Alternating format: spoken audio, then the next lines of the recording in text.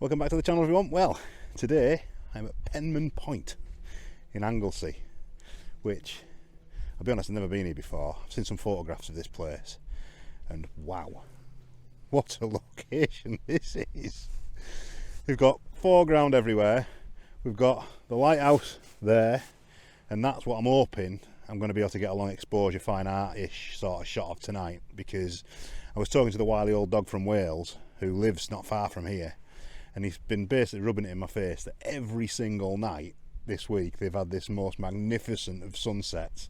So I was like, right, I'm coming down. I'm going to come down tonight and I'm going to try and shoot the Penmon lighthouse. So hopefully I've not put the kiss of death on it by coming down here tonight, and that it's going to be as nice as it's been for the past week. So I think I'm going to have a look around for some compositions to see as a fallback in case it doesn't play ball. Can't see why it won't though. The cloud's building now. The sun's going to set over there somewhere. So hopefully 8:45 I think it goes down. Get the golden hour in before, lighting up beside the lighthouse, nice bit of fine art photography, boom, off we go. Happy days. But as everyone knows from watching this channel, very rarely does it work out like that, but we'll see. So I'm going to have a little look around for some compositions. I'll drop a what 3 words in here in case anybody wants to come and visit this place. And when I've got the first one lined up, I'll flick you back on.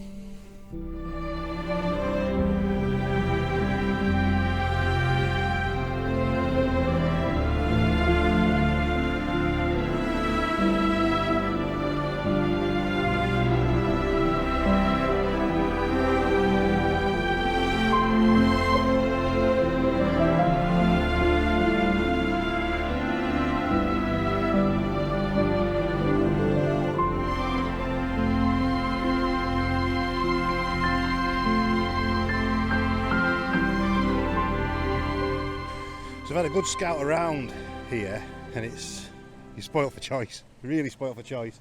Obviously at the moment the light's really harsh, so this problem I've got is that the light's really harsh now, but I'm not sure the way this tide's moving if this shot will be here later on. So I'll show you this composition. I found this little rock pool that's quite deep, so the sky is quite blue.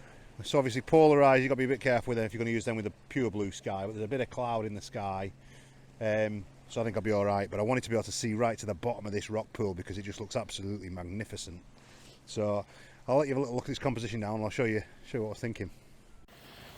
So what I tried to do is obviously put the rock pool in the middle there, and then the lighthouse just off to the left of centre, which I think it's quite nice. It's not quite set up on the second third on the horizon, but I don't think that really matters.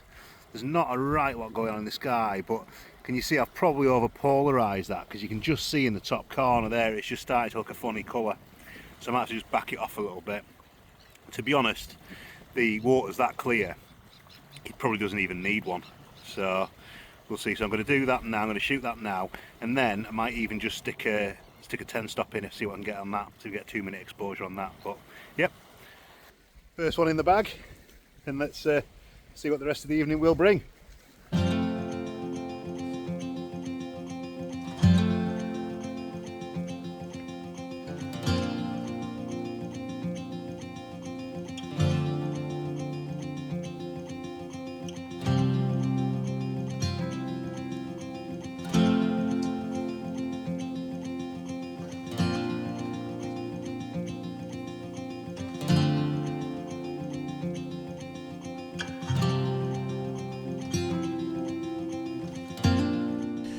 So I've had a little wander around, and there are a lot of compositions, but the light's just too harsh at the moment. So I thought I'd take the opportunity just to quickly check the old sunset app, and it's not looking good, because I thought it was going to come round further than it actually is. So whereas I might get some side light on the lighthouse, the sun, it's not going to be in shot, because if you look at this tide now creeping in behind me, it's coming in at quite a rate of knots, shall we say, and it's not in full until 8:45. So I'm thinking all of this is probably going to be covered, which might help, but then again it might not. So I'm hoping now for these clouds they're going to have to catch fire, and it is high cloud tonight, so providing we don't get a big bank on the horizon, it should at least have some colour in it.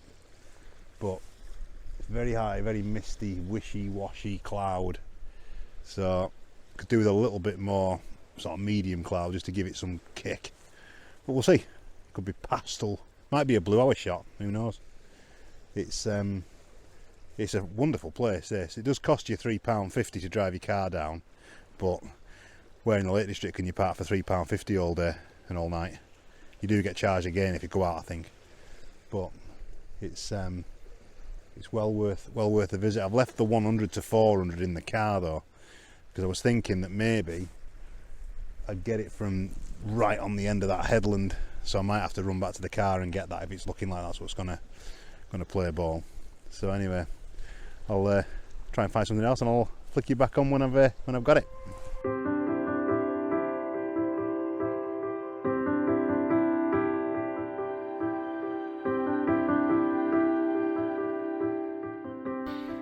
So for the eagle-eyed amongst people who watch these videos, you'll notice probably that I've changed my tripod and tripod head, and it took a long time to decide to do this, I'll be honest, because I had a Manfrotto tripod and ball head and it's been everywhere with me for the last sort of 3 years. It's just a brilliant piece of kit, but unfortunately the weak link on it is the clamp that the camera's being held on by. And so I've had it to bits a couple of times, and it's basically a spring with a plastic button that you press, and over time the spring wears and the plastic wears as well because it's rubbing on metal, and so you can't get the camera off the clamp.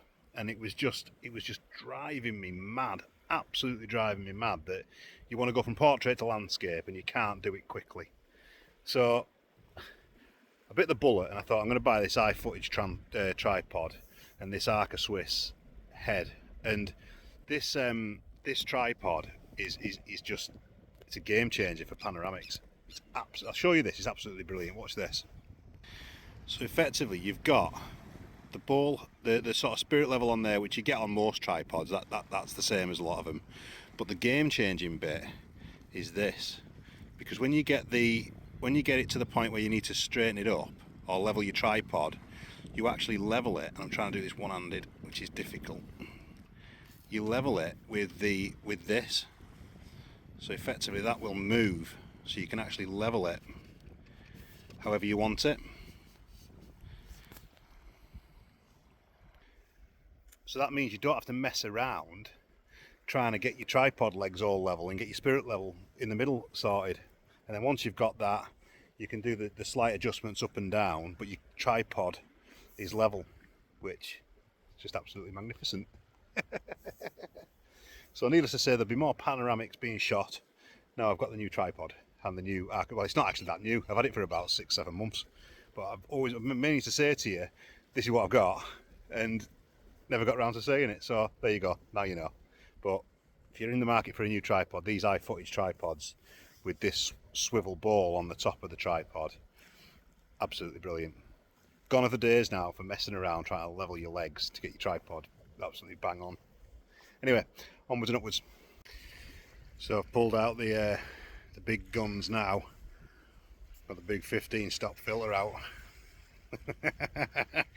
It's giving on f16 and ISO 64. It's giving me an 8-minute exposure. So I'm doing this as a test more than anything else, because I've still got these problems with the hot pixels on this Z8. So I thought, if I push it right to the extreme, let's see what that does and see if I've got millions of hot pixels again. Because I could have sent it back and I didn't do it before Christmas because I had a bit of stuff on. So I'll show you this little composition of what I've got. So it's just the lighthouse and the island. I'm not sure if you can see that. Is that right? The lighthouse and the island. And so effectively, very simplistic, very minimalist. And I'll do a black and white conversion on this, I think. But it's mainly just a test to see if these hot pixels are still misbehaving, shall we say. Just been watching the seagulls diving for fish. Tried to get on video but missed it. Absolutely incredible. Absolutely incredible. What a place. What a place. Right, onwards and upwards.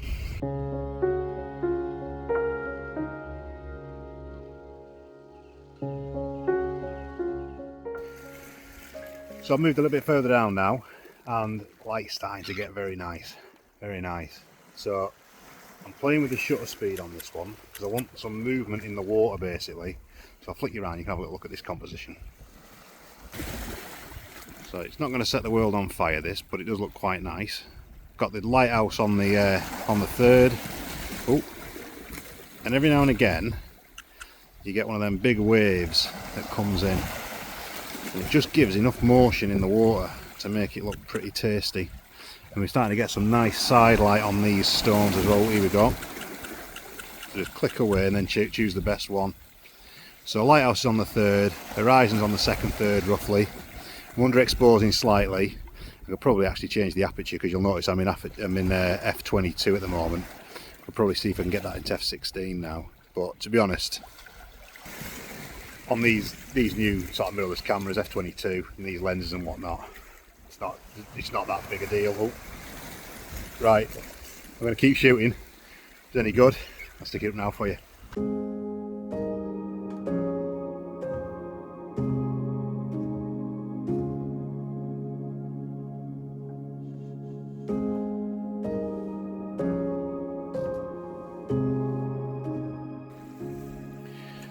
So golden hour is upon us. What an absolutely magnificent evening this is going to be, I can feel it. Light now just soft, golden coming in from the left hand side, you're right. Been looking at a bit of foreground interest and this rock has just stood out, I'll show you this.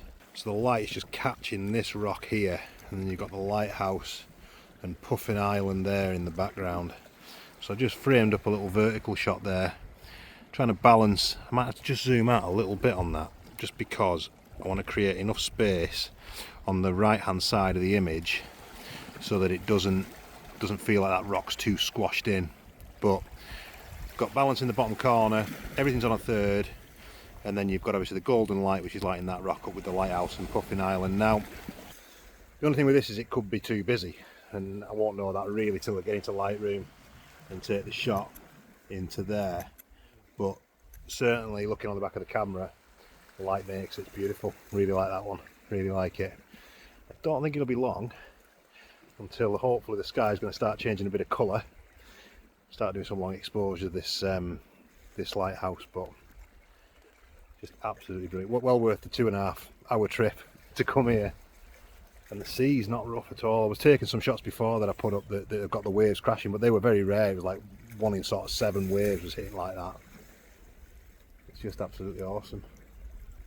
Someone out on a speedboat here, look, I'll put you around. Going out for the afternoon or the evening on the speedboat. There you go. On you go, fella. But yeah, so if this shot was any good, I'll stick it up now for you.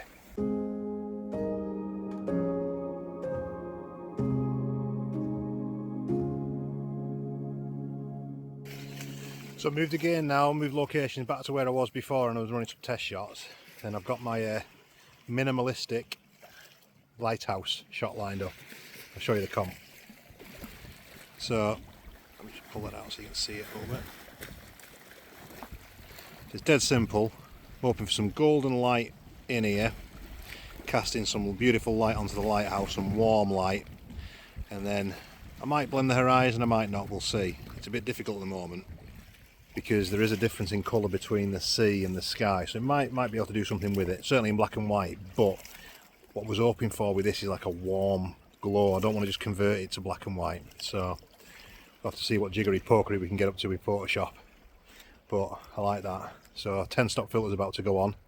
I'm just going to rattle one off. I might just swivel the tripod slightly just to give a bit more negative space and then merge the two images together just to give it more of a feel of isolation. Got to be a bit careful because I've got Puffin Island on the right hand side, which is sort of limiting me a little bit on how far I can get over. So all in all though, it's exactly what I've come for. It's beautiful, absolutely beautiful. Right, onwards and upwards. Stick the 10 in, and if it's any good, I'll stick it up now for you. So I've rattled the first one off, and it's not as good as I thought it was going to be. And the reason is, I'll show you. So when you look at it, you've got this sort of like calmish water here, which is fine, that's alright.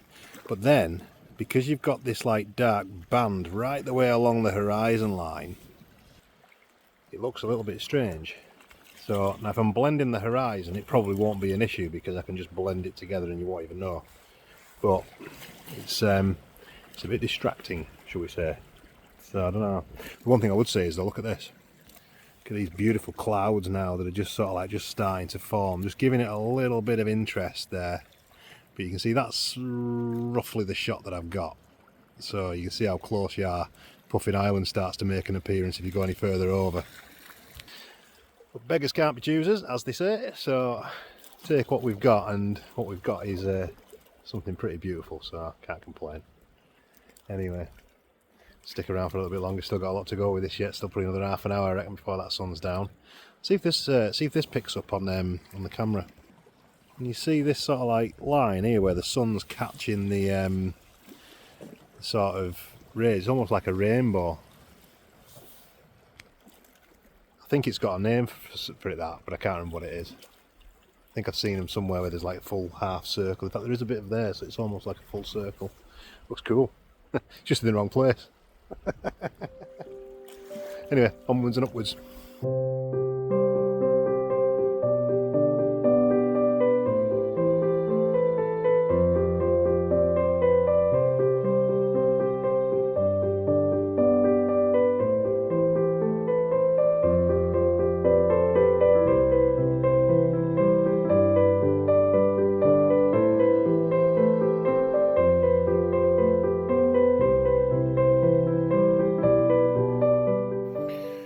Just had a call from the wily old dog from Wales, and he's saying stick it out because he thinks it's going to go rather red very shortly, and he might not be a million miles off because it is starting to change colour.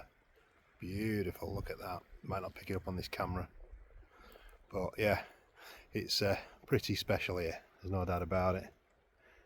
Just been rattling off long exposure after long exposure, and then I've also been taking some quick shots as well so that I can capture all the colour in the sky, so then I've got options when I get back.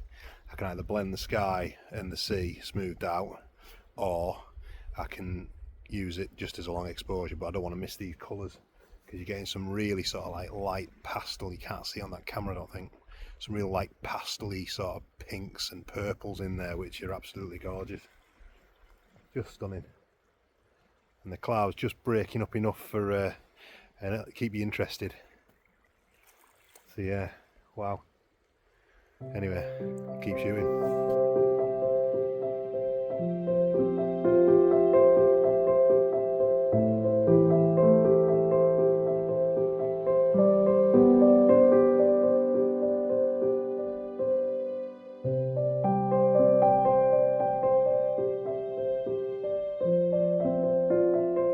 Well, I'm going to call it there, I think. Stick around for a little bit longer, might get some blue hour shots, we'll see. But I think perhaps the best of the light has now gone, so I thought I'll shoot this outro before it's completely pitch black. What an absolutely magnificent place. Definitely gonna have to come again. I think I might come later in the year because the sun will set just a bit further round and it might just be a better image, but we'll see. So thanks for watching. Don't forget, if you like the content, give us a quick like, and if you want to find your way back, maybe subscribe if you feel like it, and I'll see you on the next one. Wow, superb.